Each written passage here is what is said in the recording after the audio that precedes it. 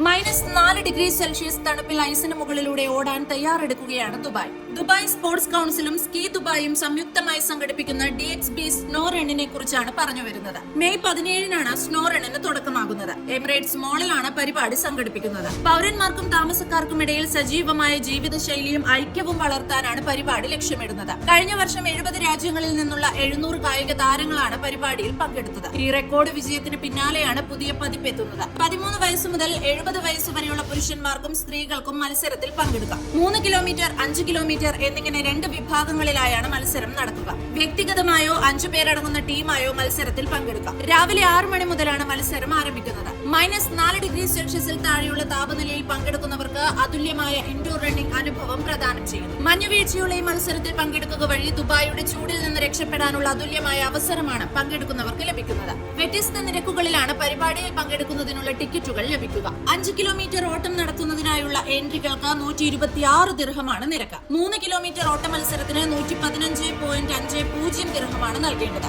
5 പേരടങ്ങുന്ന ഒരു ടീമിന്റെ ഭാഗമായി ഓടുന്നവർക്ക് ഒരാൾക്ക് 94.50 ദിർഹമാണ് നിരക്ക്.